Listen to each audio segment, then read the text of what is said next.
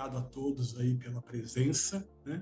A gente fica realmente emocionado, né, quando vê um público tão seleto, um público tão de alto nível aqui.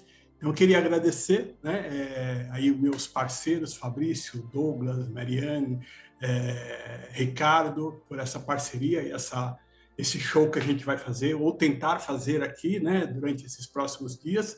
Tudo aqui foi pensado para vocês, né, que são os nossos principais é, sponsors, né, os nossos principais, né, stakeholders aqui. Então, tudo foi pensado para vocês que estão assistindo, tá? Então, a gente está começando hoje com uma introdução ao Python. Gente, não é nada pesado, nada assim complexo, mas é só para vocês conseguirem entender o fluxo das coisas e como que elas podem ser construídas quando a gente entra no campo da computação quântica, quando a gente vai trabalhando ali, né, com toda a tecnologia para trazer resultados aí para vocês, tá? Então, a ideia realmente é tratar, né, o tema aí como uma ferramenta, né, de auxílio para a gente, tá? Então, eu vou passar aqui a compartilhar o nosso Colab, né? Colab é uma ferramenta do Google, né? Existem similares aqui, que são, né, o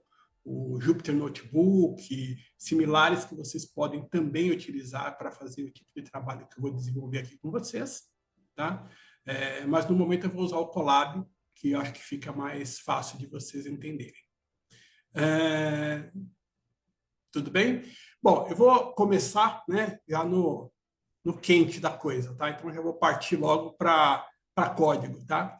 Quando a gente está utilizando uma ferramenta, né, um IDE, né, um ambiente de desenvolvimento como o Google Colab, algumas características podem não estar instaladas para o Python, como, por exemplo, as bibliotecas do Python. Eu não vou instalar essas daqui, eu trouxe só como exemplo para vocês verem a maneira de se instalar uma biblioteca do Python para que vocês possam, né, adicionar funcionalidades. Nós vamos utilizar algumas como pandas, né? NumPy, vamos utilizar algumas aqui no nosso exemplo hoje, tá? Mas é só para vocês entenderem como que vocês poderiam instalar. Então, eu vou só pegar uma dessas daqui, só para vocês entenderem como é que funciona, né, no Colab.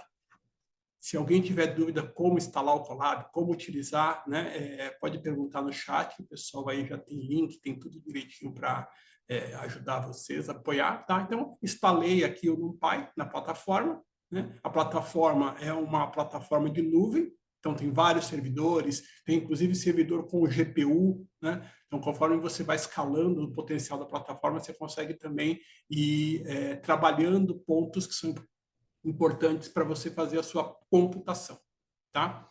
Bom, eu vou partir do Olá Mundo clássico, né, que todo programador adora fazer, tá? Eu discordo um pouco dele, mas acho que é o melhor caminho, né? Acho que a gente pode partir para coisas mais práticas, fica mais legal, mas eu vou seguir o caminho tradicional para não dar nenhum nó na cabeça de ninguém, tá? Então, o Olá Mundo é o que a gente chama de porta de entrada para a programação, né? Então, como a gente programa um Olá Mundo, no caso do Python, né, utilizando aqui a plataforma Colab, né, através de um print, né, o print, né, é a maneira como a gente expõe alguma coisa, né, para o mundo externo. No caso, o print aqui vai sair na nossa tela, né? Então, a partir do momento que eu clicar aqui, né, ele vai executar esse comando, né? O print é uma função, essa função vai ter uma string dentro, né, um texto dentro, que é o Olá Mundo, e ele vai ser impresso logo abaixo. Então, vamos ver como é que isso acontece.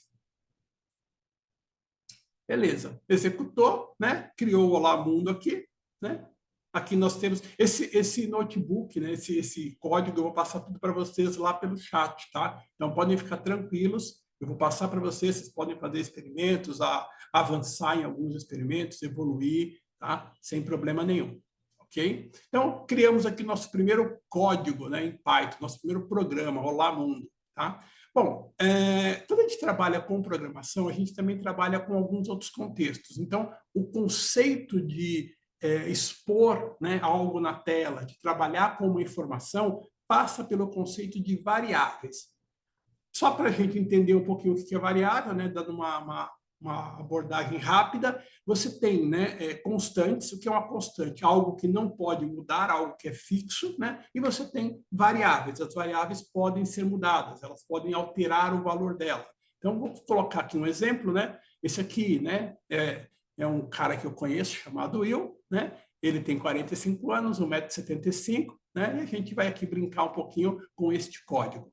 Tá? Nesse código, eu vou imprimir o nome da pessoa. Então, você vai ver aqui, ó, né? Eu coloco o nome, né? Atribuo um sinal de igual e associo esse igual a um conjunto de caracteres. No caso aqui, os caracteres, né, o que a gente chama de string, né? É um conjunto de caracteres que forma o nome Will. No caso da idade, reparem que não tem as aspas duplas, ou seja, é um número inteiro. Né? E no caso da altura, é um número de ponto decimal, né? 1,75. Ok? Então, vamos a gente brincar aqui um pouquinho. Eu imprimo, né, o nome, a idade e a altura dessa pessoa, né? E aí eu vou trazer algumas características aqui como curiosidade para vocês. Eu posso olhar o tipo que essas variáveis são. E eu posso também olhar a identificação dentro do código de como que ela está identificada. Então, ela tem um identificador numérico. Então, vamos brincar aqui um pouquinho. Eu mando executar, ele imprime lá o nome, né? Nome, a variável nome, Will, idade 45, altura 1,75. A primeira, né, sentença, que é o nome, é uma string, aqui ele traz aqui uma classe str. A segunda, idade, é um inteiro, como eu havia falado, né, um número inteiro real. E aqui é um float, né, é um número de casa decimal, um número que tem casa flutuante, ok? Estou falando num linguajar bem simples, tá? Eu sei que tem gente mais avançada aqui, mas é melhor a gente deixar no linguajar simples para que todos entendam, tá? E aqui eu tenho uma identificação, né? Então, lá dentro da máquina, lá nos bits e bytes, né? Cada variável dessa tem uma identificação, né? E eu consigo identificar ela, consigo ver a existência dela como, né, um número sequencial aqui, um número, né, registrado lá dentro do processador. Né? Eu faço várias brincadeiras assim, onde eu vou printando aqui para vocês, né, qual é o type, né, qual que é o ID. Aqui eu faço uma outra brincadeira com vocês, tá? Eu não vou mais fornecer, né? Então, nesta parte aqui do código, eu forneço, né, o nome, a idade e a altura. Agora eu vou perguntar qual que é um número, um primeiro número e um segundo número. Para fazer isso, né, eu tenho também uma definição de uma variável, uma atribuição de igual. Eu digo que o que eu quero como resultado é um número com casa decimal, né? Eu peço a entrada, o input é uma entrada, eu estou solicitando que tenha uma entrada, e peço para a pessoa digitar o primeiro número e depois digitar o segundo número. Com esses números, eu faço operações, né? Então, faço soma, né? Subtração, multiplicação e divisão. Eu vou fazer dois cenários aqui. Eu vou fazer um cenário ideal e vou fazer um cenário que vai gerar erro, tá? E aí eu explico para vocês por que gerou um erro, tá bom? Então, vou executar aqui. Aqui embaixo, logo abaixo, ele faz a primeira pergunta para mim, digite um número, eu vou digitar 12, né? Digite o segundo número, eu vou digitar 5. E aí ele fez, né, a soma de 12 com 5, a subtração, a multiplicação e a divisão. Aqui eu trago, né, qual é o tipo, né, que eu estou trabalhando com esses números, né? Então está realmente de acordo com o que a gente definiu aqui nas duas primeiras linhas. Perfeito, esse é o cenário, né, ideal onde tudo funciona. Agora eu vou fazer um cenário onde existe um erro, tá? Por que eu estou fazendo isso? Lá na frente eu vou mostrar para vocês como tratar erros, tá? Então, passo de novo um número, 12, e agora eu vou passar o número 0, tá? Vamos ver o que vai acontecer. Olha que interessante, né? Eu não posso dividir um número por 0. Então, no processo, né, de cálculo dos meus números aqui, quando ele encontrou uma divisão por 0, ele trouxe um erro, né? Então, ele disse aqui, ó, que eu não posso dividir um número por 0.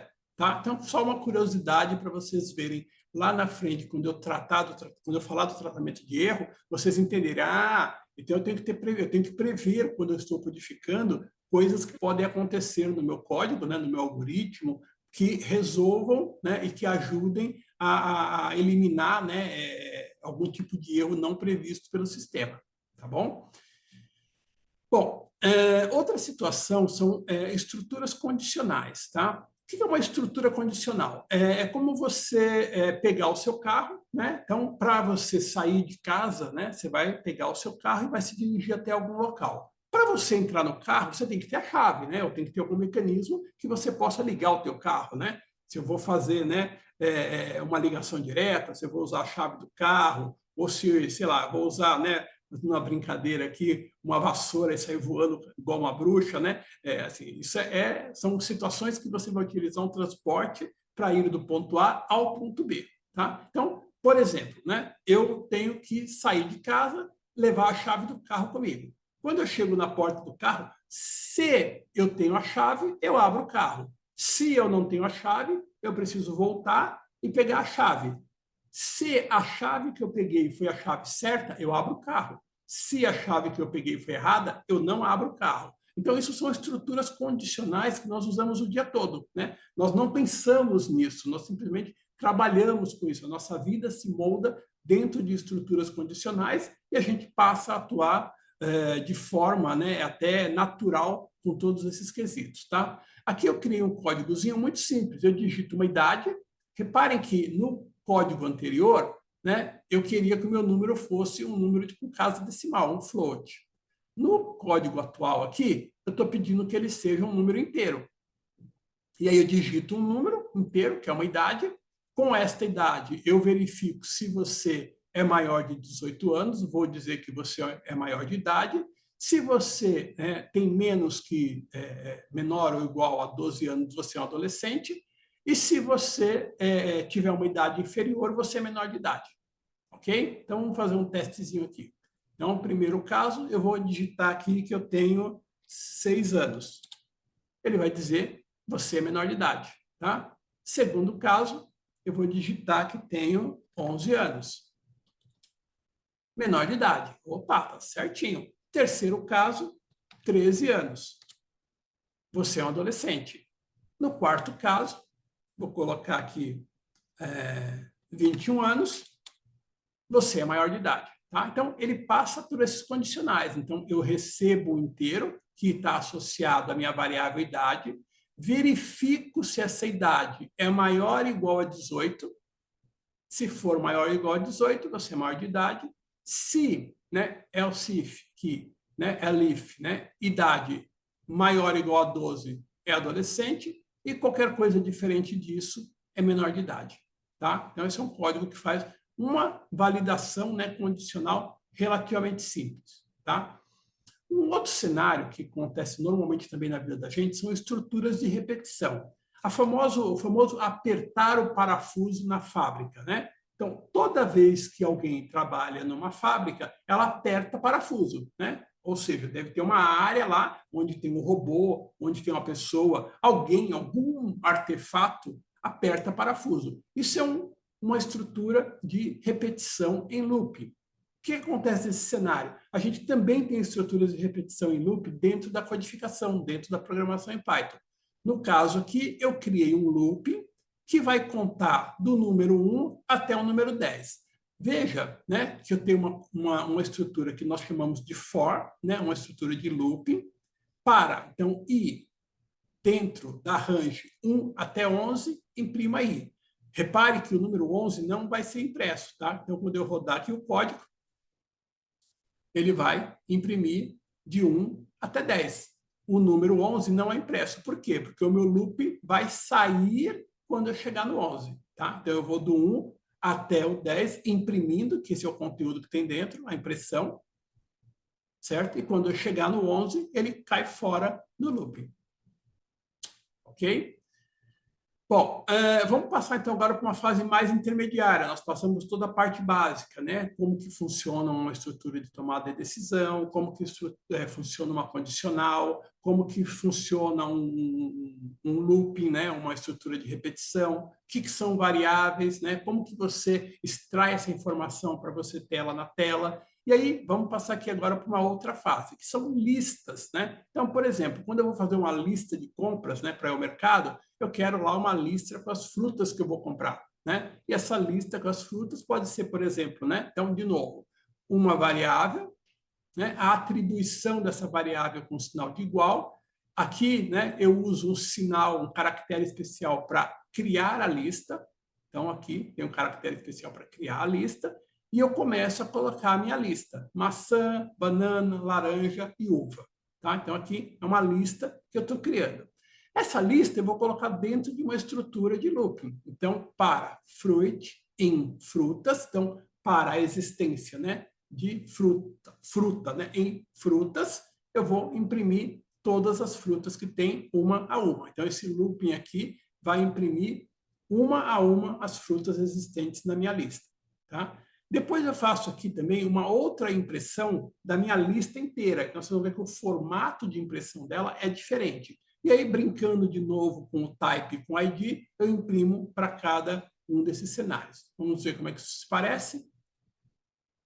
Então, nós temos lá, né, a impressão um a um dos itens, maçã, banana, laranja e uva, e aqui a impressão no formato da lista. Reparem que a impressão no formato da lista, né, é muito similar à composição da criação da lista. O que mudou aqui é que aqui eu tô, ele na hora da impressão, ele coloca, né, uma aspa simples em vez de uma aspa dupla, né? Mas o conteúdo interno é esse daqui. Perfeito? Nós temos o tipo dela, que é uma classe list, né? E temos também o ID dela, da lista. Tá? Funções. O que são funções? Então, vamos pensar assim.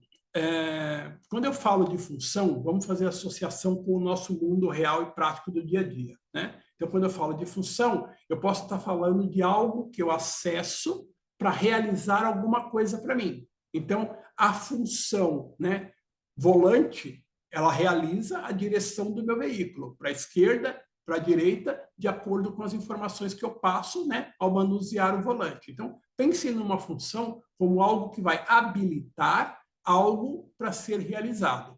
Então, a função, por exemplo, que eu criei aqui, é uma função chamada soma. Como é que eu crio a soma do item A mais o item B, sendo que A e B são duas variáveis? Tá? Então, primeira coisa, eu crio, né, um procedimento chamado def.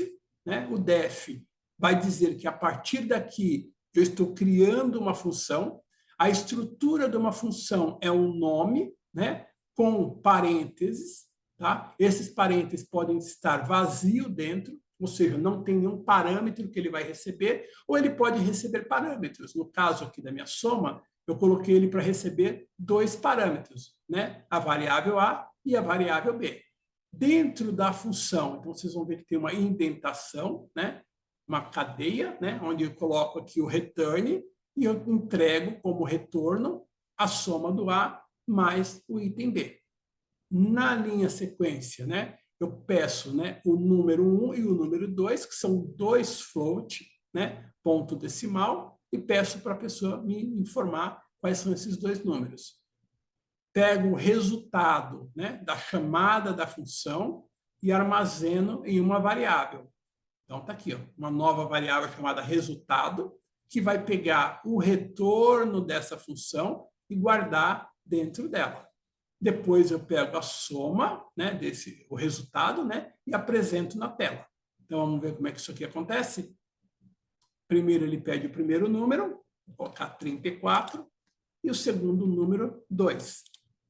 34 com 2 é igual a 6. Repare que eu passei dois números inteiros, 34 e 2, e ele trouxe 36,1. Por quê? Porque eu pedi número com casa decimal. Tá bom? Vamos fazer novamente, só que agora passando casas decimais. Eu vou pegar 12,8 mais 34,9. 47,7. Tá? Então, esse é o resultado da minha soma. Ele somou, né, os números decimais do meu input, da minha entrada. Tá? Descendo ainda um pouquinho aqui na parte intermediária, nós falamos, então, aqui, ó, nós falamos sobre listas. Né? A lista é o que eu utilizaria para fazer, por exemplo, uma lista de compra com itens do mercado. Quando a gente fala de dicionário, que é o próximo item, né, o dicionário é uma coleção. Então, quando eu falo de um dicionário como uma coleção, eu tenho, né, uma chave. Então, eu declaro, vou voltar aqui um pouquinho, desculpe-me. Eu tenho uma variável chamada pessoa, declaro essa variável com sinal de igual, uso o caractere especial de abertura de dicionário, de criação de dicionário, digo qual é a minha chave e atribuo valor a essa chave. Digo de novo qual a minha nova chave e atribuo valor a ela. Então, né, uma chave chamada nome, 2 pontos, valor atribuído, Will. Idade, 2 pontos, valor atribuído, 30. Cidade, 2 pontos, valor atribuído, São Paulo. E aí eu faço toda aquela brincadeirinha. Eu vou imprimir o nome, a idade e a cidade, né, pegando as informações que estão dentro do meu dicionário. Agora, vejam o seguinte. Quando eu trago, né, para a impressão do nome, o que eu estou fazendo? Eu vou pegar o meu dicionário pessoa e pegar a atribuição de nome, e pegar a atribuição do nome para imprimir o nome que eu desejo. Então, agora é uma sentença um pouquinho mais complexa do que aquela primeira que a gente viu, né? Eu estou pegando, né, a chave do dicionário e pedindo para imprimir o conteúdo daquela chave. Então, se eu tivesse várias atribuições de nome, eu conseguiria imprimir as atribuições de nome, né, diversas, né, e idade, e cidade, e assim por diante, tá? Então, só para a gente ver o exemplo acontecendo aqui. Então, tá lá, Will, né, idade 30, cidade de São Paulo. Eu também faço a impressão, né, nesta linha aqui, de como que o dicionário, né, está composto internamente dentro do computador, dentro do processador. Ele está composto desta maneira. Ok? É uma classe dict, né, e tem um ID, né, específico para ela. Tá? Manipulação de string, né? Então falamos, né, de dicionário, lista, falamos de variáveis e a gente cai num item que é bem específico, que é a parte de manipulação de string. Então quando a gente fala de manipulação de string, nós estamos falando do quê? Como que eu trabalho essas strings para trazer o resultado que eu espero? Lembrando que string é uma cadeia de caracteres, tá? Então eu poderia, né, ter aqui diversas composições, né? E aí eu estou fazendo o seguinte, eu estou criando uma variável chamada frase, eu estou atribuindo ela a um input. Veja que desta vez eu não coloquei nada antes aqui. Não coloquei int, não coloquei float, não coloquei nada. Por quê? Porque todo input é sempre em cadeia de string. Então, eu somente pego o input, recebo a informação do input, né? E aí eu faço algumas transformações. Então, eu vou transformar, né, em maiúscula, em minúscula e em formato de título, capitalize, tá? Capitalizado, ok? Então, essas são algumas brincadeiras que a gente vai fazer aqui. E aí depois eu vou imprimir, né, a frase original. Vamos ver como é que isso acontece. Então, ele digite uma frase.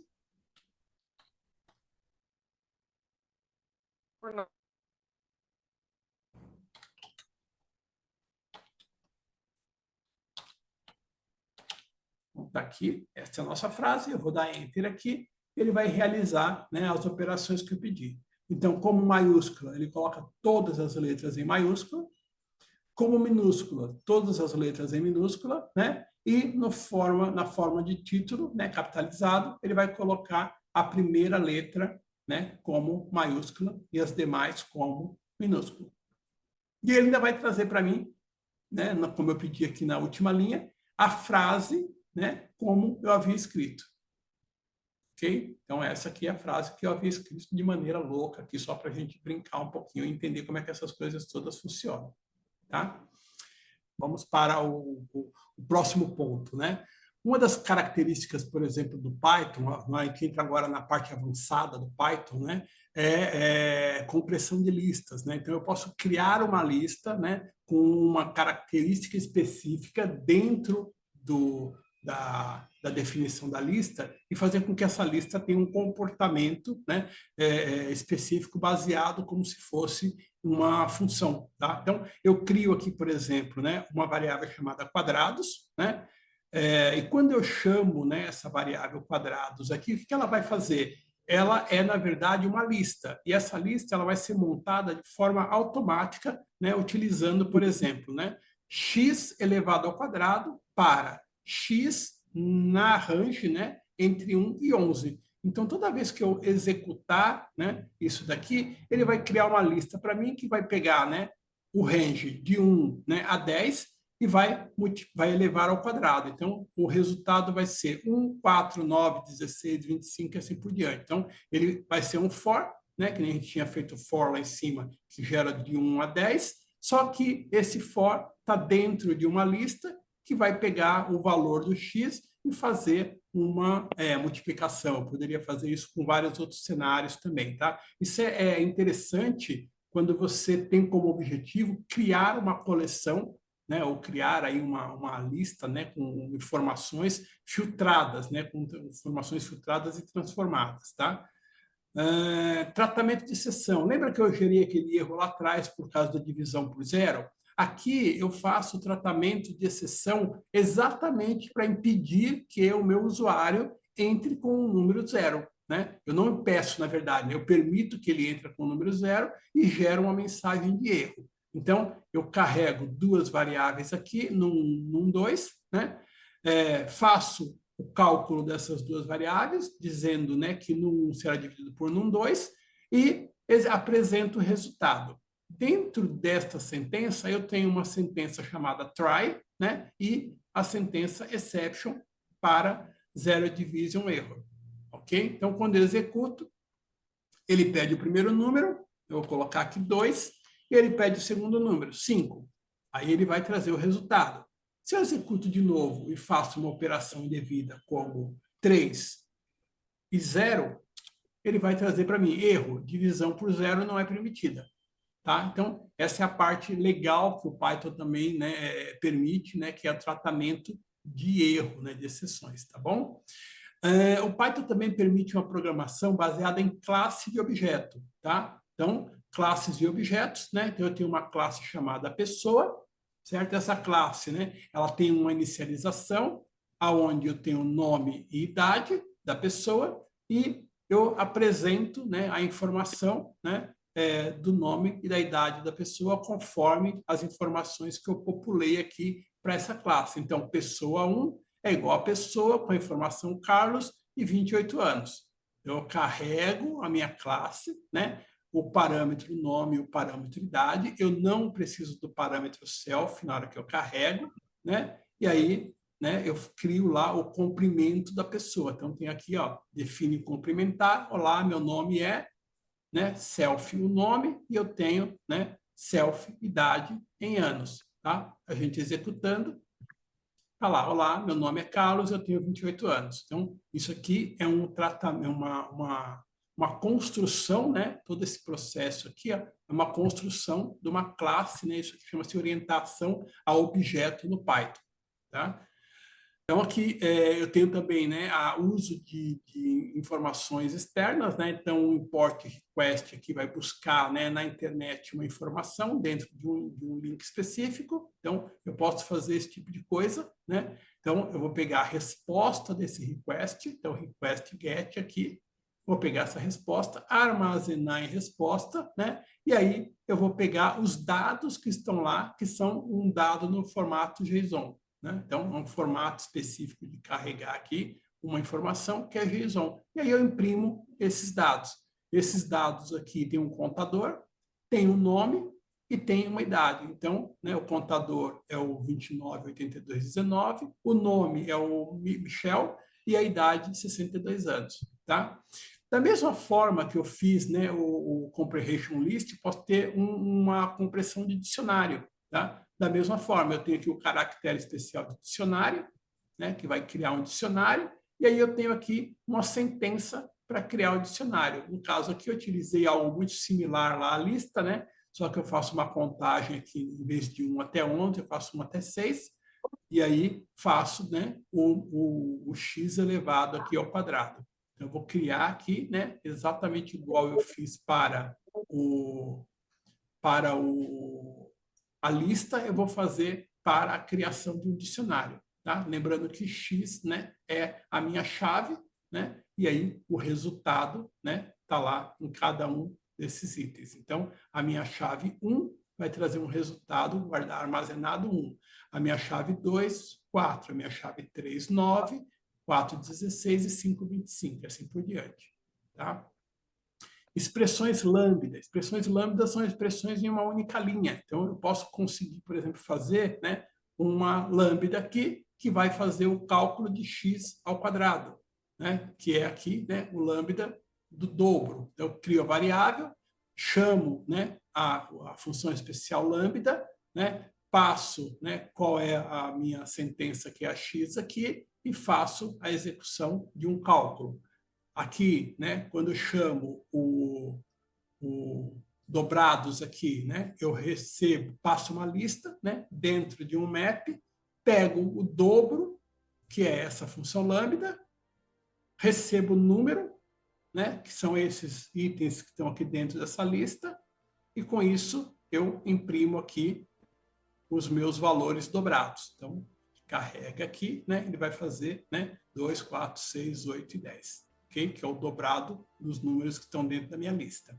Então, tem um... Pessoal, assim, esse material eu vou passar para vocês podem fazer os experimentos de vocês, tá? Fiquem à vontade, tá? A ideia é realmente explorar algumas funções aqui. Eu vou fazer um último item aqui, que eu acho que é bem legal, que é a apresentação, por exemplo, de gráfico. Então, quando eu utilizo o Matplotlib aqui, o Plyplot, né? O que eu faço? Eu posso criar gráficos. Então, o Python permite isso quando você vai falar de data science, né? Quando você vai falar de Quantum. Então, tem histograma, por exemplo, que você pode utilizar no Quantum, tá? Todo o material vai estar disponível para vocês, tá? Essa é a ideia. Desculpa aí o erro que aconteceu ali da gente não poder ter avançado. E eu estou à disposição para perguntas, respostas, dores, almas, tudo que for possível, gente.